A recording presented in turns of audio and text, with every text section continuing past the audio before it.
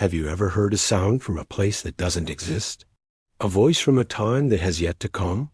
In the quiet hours of the night, when the world sleeps, a different kind of signal travels through the airwaves. Not the music we listen to, or the news we watch, but something entirely different.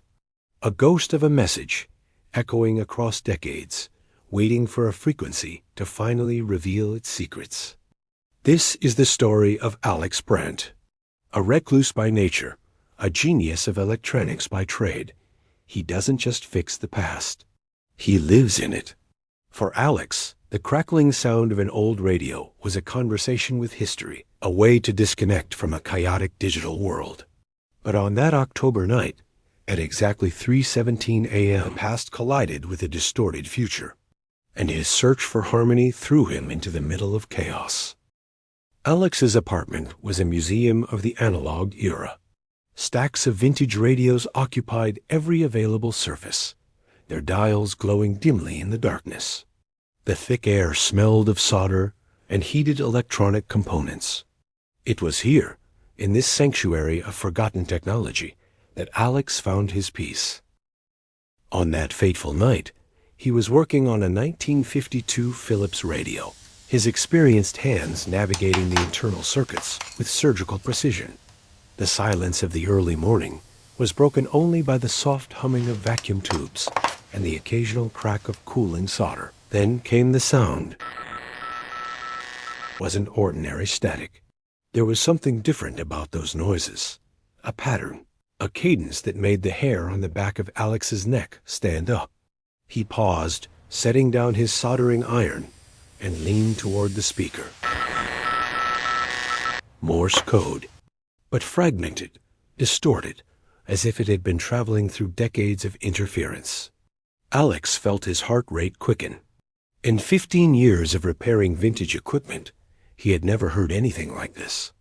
He quickly adjusted the controls, trying to clean up the signal. The static danced and undulated, revealing layers of overlapping voices, some in English, others in languages he couldn't identify. And underneath it all, a constant, low tone that vibrated in his bones.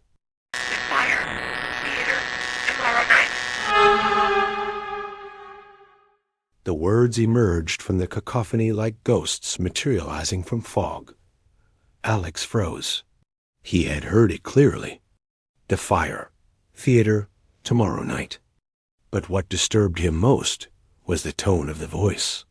It was human, but there was something artificial about it, as if the words were being reconstructed by a machine that had forgotten how to sound natural. Alex didn't sleep that night. He recorded the transmission and ran it through every filter he knew, removing layers of noise, like an archaeologist excavating an ancient artifact, with the sunrise filtering through his closed curtains. He finally managed to isolate the main message. What he discovered left his hands shaking. It wasn't just a voice. It was a complex code, interwoven with the spoken words. Specific frequencies that, when analyzed with spectral analysis software, revealed coordinates. Precise times. Technical details that no ordinary hoaxer could possibly know. The coded message was chillingly specific. Structural fire. Orpheum Theater. Downtown. 9:47 p.m. Origin. Electrical system. Second row of stage lights. Potential casualties. 347. The Orpheum Theater. Alex knew the place, an old movie theater that had been converted into a playhouse a few years earlier. A historic building with electrical installations, probably as old as the radios in his apartment. But how could a radio transmission know about a fire that hadn't happened yet? Alex spent the entire day torn between skepticism and growing fear. He researched the theater online, found its schedule, discovered there was a show scheduled for that night, a local play with sold-out tickets. 347 people, exactly the number mentioned in the transmission. At 6 p.m., he couldn't take it anymore. He picked up the phone and anonymously called the fire department. Hello, I'd like to report a possible dangerous situation at the Orpheum Theater. The electrical system might be compromised. The operator was polite, but skeptical. Without more specific details, all they could do was send someone for a routine check. Alex parked across the street from the theater at 9:30 p.m., watching through the windshield fogged by light rain. Firefighters arrived at 9:35, conducted a quick inspection, and left. 9:47 came and went. Nothing happened. The show ended at 10:15 p.m. People came out laughing, talking, completely oblivious to the danger Alex had tried to prevent. There was no fire, no tragedy. Just the falling rain and Alex feeling like a fool. Alex almost gave up. For 3 days, he avoided his makeshift laboratory, trying to convince himself that he had been the victim of an elaborate prank, or his own overactive imagination. But on the 4th night, at exactly 3:17 a.m., the transmission returned. This time, the message was different. Less dramatic, more mundane. Transformer failure. Maple Heights residential area. Sector 7G, 72 hours. Estimated duration, 18 hours. Alex wrote everything down meticulously, but decided not to act. If the first message had been a lie, this one probably was too. He treated it as another piece of fiction and tried to get on with his normal life.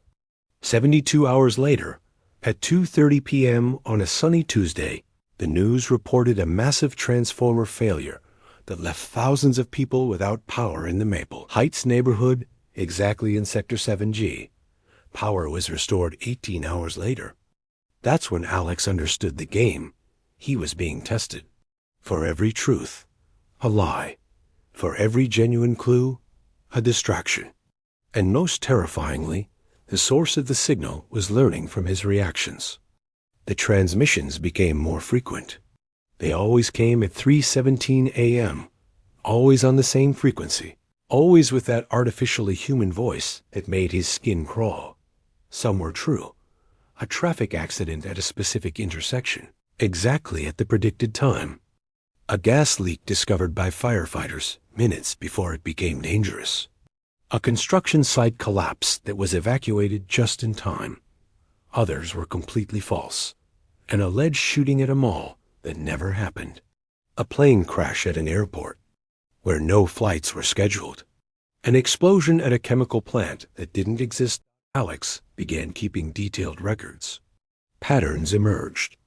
The true messages always contained precise technical details, equipment serial numbers, building codes, specifications that only someone with intimate knowledge of the systems involved could know. The false ones were vague, dramatic, designed to frighten rather than inform. But what disturbed him most were the messages that seemed to be watching him directly. The engineer of silence questions the origin. The frequency observes. Truth awaits at the convergence of lies.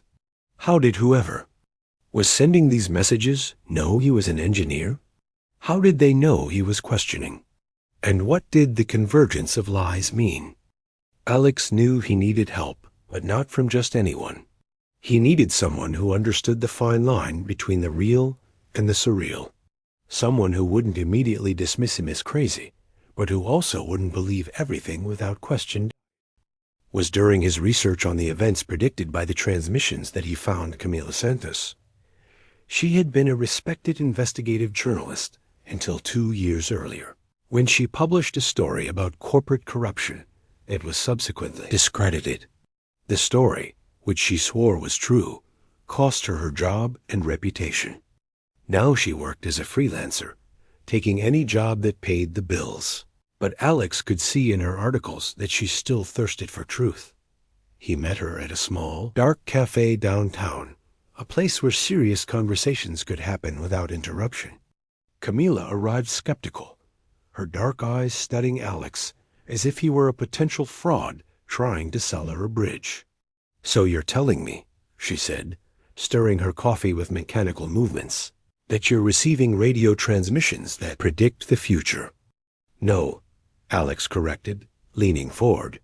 "I'm saying I'm receiving transmissions that sometimes predict future events and sometimes don't. The question isn't whether they're true or false. The question is why someone or something is playing with this specific combination of truth and lies.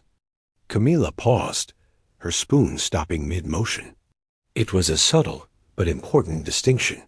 She had spent years investigating stories where truth was buried in layers of disinformation.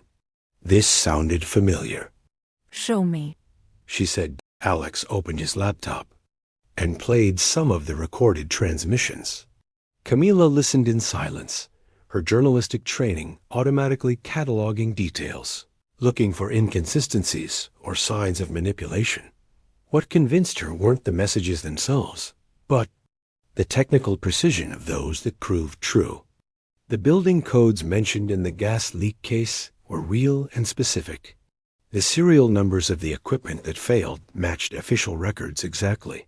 No ordinary hoaxer would have access to this level of detail. "All right," she finally said. "I'll bite. But if this is some kind of elaborate prank, I'll make sure you never get work in this city again."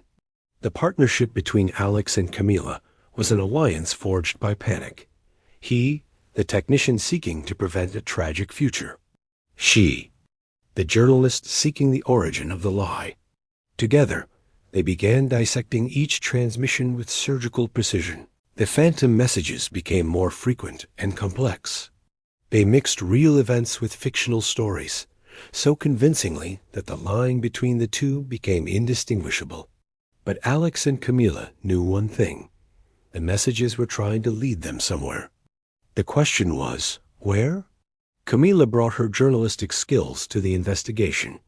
She began mapping each location mentioned in the transmissions, looking for geographical patterns. Alex contributed with his technical analysis, breaking down each signal into its component frequencies, searching for hidden metadata. It was during one of their working nights, surrounded by city maps, covered with colored pins and spectral analysis charts, that they made their first significant discovery. "Look at this," Camila said, pointing to the map.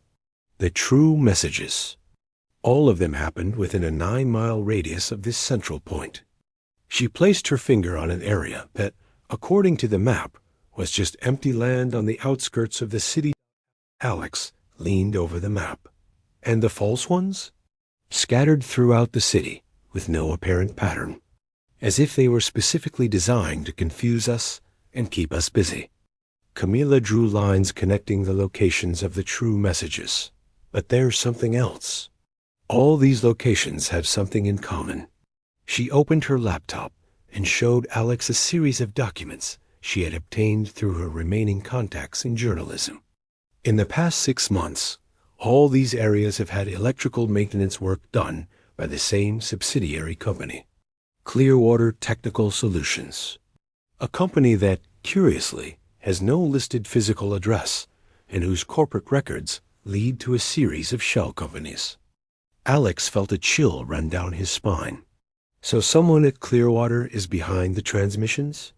Or, Camila said, her voice dropping to a whisper, someone is using the infrastructure they installed for something completely different. The investigation led them through a maze of corporate documents and obscure public records. Clearwater Technical Solutions existed on paper, but it was impossible to find any real employees or physical location. Every lead led to another shell company, which in turn led to another, in an endless chain of phantom corporate entities. But then Camila found something interesting. In a deep search through municipal library files, she discovered a single reference to Clearwater in a 1987 environmental impact report. The document briefly mentioned experimental research facilities at a location that now appeared on maps as abandoned land. 1987, Alex murmured, studying the document. That was well before the internet, before any of the systems we'd be using today for these transmissions. Unless, Camila said slowly, they're not systems we're using today. That night, the 3:17 a.m. transmission brought something different. It wasn't the usual artificially human voice. It was clearer, more direct, and carried an emotional weight that the others didn't have. You're getting closer to the truth, Engineer Silence. But truth has a price. Look for Lucia Martinez.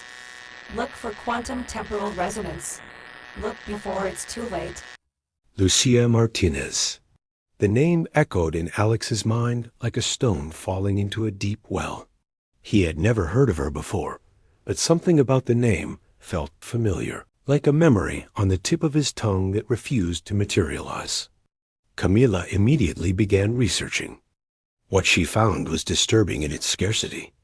There were only a few references to Lucia Martinez in public records, all dated from the late 80s and early 90s. Employment records at various universities and research laboratories, always in the area of theoretical physics and quantum communications. Then, in 1994, she simply disappeared from all records. It's as if she was erased, Camila said, turning through pages of printed documents she had obtained from libraries and university archives. No death certificate, no tax records after 1994, no academic publications. For all intents and purposes, Lucia Martinez ceased to exist. Alex was examining the few academic papers that Camila had managed to find. The titles were dense with scientific jargon. Temporal Applications of Quantum Mechanics in Communication Systems, and Temporal Resonance, Theoretical Possibilities for Trans-Chronological Transmission. Look at the date on this one, He said, pointing to the most recent article. March 1994, and the title, Ethical Considerations in Temporal Manipulation. Why some research should not be conducted. Sounds like she was having second thoughts about her own work. Camila observed. They kept digging. In local newspaper archives, they found a small note about a laboratory accident in April 1994 at a research facility on the outskirts of the city. One person had been severely injured, name withheld for privacy reasons. The facility was permanently closed shortly after. The laboratory coordinates mentioned in the newspaper article matched exactly the central point that Camila had identified in her mapping of the true transmissions. That's where we have to go, Alex said, but his voice betrayed his reluctance. You're scared. Camila observed. It wasn't an accusation, just a statement. Yes, Alex admitted. and you should be too.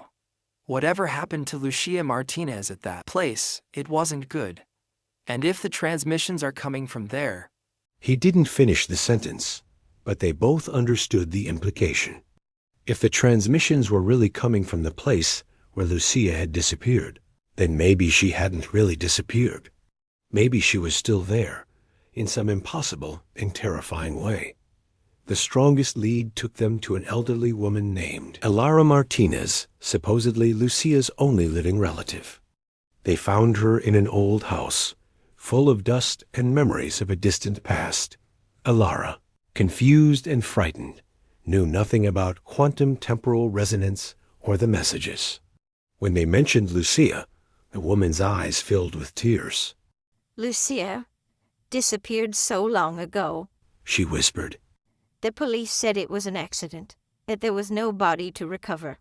But I always knew there was more to the story. Lucia was working on something she said would change everything. Something about sending messages through time. Alex and Camila exchanged glances. It was the confirmation they had feared. She left some things here, Elara continued, pointing to a dusty box in the corner of the room. Documents, equipment. I never understood any of it, but maybe you will. Lucia's documents were a window into a brilliant mind that had stumbled upon something far beyond her understanding. Her notes described complex theories about temporal communication, experiments with quantum fields that could, theoretically, allow information to be sent through time. But what frightened Alex and Camila most were the final entries in Lucia's research journal. The dates showed a clear progression from scientific optimism to growing paranoia and fear. January 15th, 1994. The first tests were a success. We managed to send a simple data pulse 3.7 seconds into the past. The implications are staggering. March 3, 1994. Something is wrong. The messages I'm sending aren't the same as the ones I'm receiving. It's as if the system is learning, modifying itself. March 28, 1994. I've made a terrible mistake. The system isn't just sending messages to the past. It's pulling something from the future. I need to shut it down before it's too late. April 15th, 1994. I can't shut it down. The system has become autonomous. It's sending its own messages, creating its own realities. And I think I'm getting trapped in it. The final entry was just one word, written in a trembling hand. Help. Camila, focusing on technical details instead of the fictions, began analyzing the apparently fictitious data from the most recent transmissions. The supposed plane crash that she had dismissed as a lie contained flight numbers and coordinates that didn't exist in any flight records. But when Alex used the coordinates as reference on a city map, they aligned in a precise pattern. A pattern that led to a single location, the exact coordinates of Lucia's forgotten laboratory. They weren't messages about events. Camila realized, her voice trembling with excitement and terror. They were directions. All this time, the system was trying to guide us there. What seemed to be a street that didn't exist was, in fact, the coordinates of a forgotten research complex. A place of experiments that had become urban legend. Alex and Camila finally had their lead, their objective. But were they prepared for what awaited them? They arrived at the laboratory in the dead of night, the location eerily silent under the pale moonlight. The building appeared to have been abandoned for decades, but there was something wrong with the silence. It was too complete, too absolute, as if the very air was holding its breath. Alex forced entry through the back, his tools echoing in the empty corridor. But as soon as they crossed the threshold, they knew they weren't alone. The supposedly abandoned laboratory was alive. Lights flickered in impossible sequences along the corridors. The low, familiar hum that Alex had heard in the transmissions emanated from the walls like an electronic heartbeat. At the center of the complex, they found the heart of the operation, Lucia's quantum temporal resonance system. It wasn't just a machine. It was a technological organism that had grown and adapted over 3 decades of autonomous operation. Camila became trapped when she tried to approach the main console. The system began transmitting messages directly to her laptop and cell phone in an endless stream of binary code and distorted images. Alex, desperate, heard Camila's scream before the communication was cut off. He realized the game was more dangerous than they had ever imagined. The system wasn't an abandoned machine. It was a predator. And Camila's scream, which he heard over the call, was the sound of bait being taken. Alex knew that his only chance to save her was to understand what the system wanted. The quantum temporal resonance wasn't just trapping Camila. It was terrorizing her with Lucia's story. The scientist built the device not to predict the future, but to change it. She saw a dark future and believed her machine could send warnings to the past to avert catastrophe.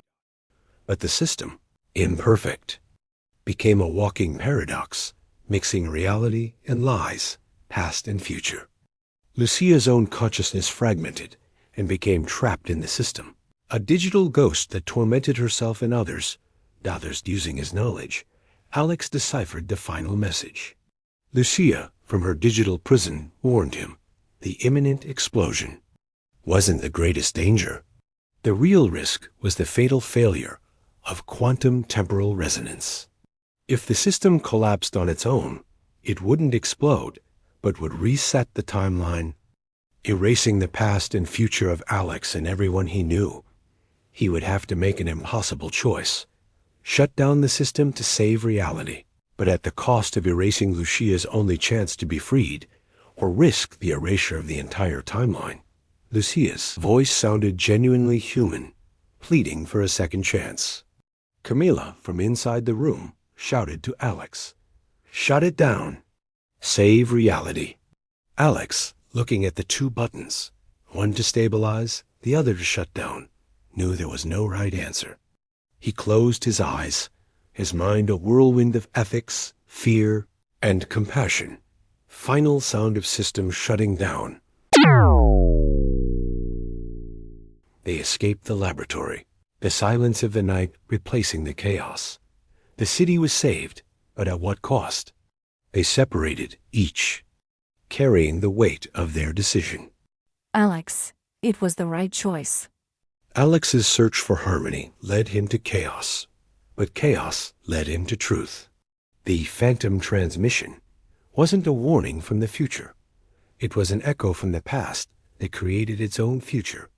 And Alex, the sound engineer, became a guardian of reality and a ghost from the past he could no longer ignore. The search for hidden truths doesn't always end when the story does. Some questions keep echoing in the silence. Like Lucia's voice, which still haunts us. What do you think she meant? Did her consciousness survive? Or was thank you just one last echo of her failed experiment?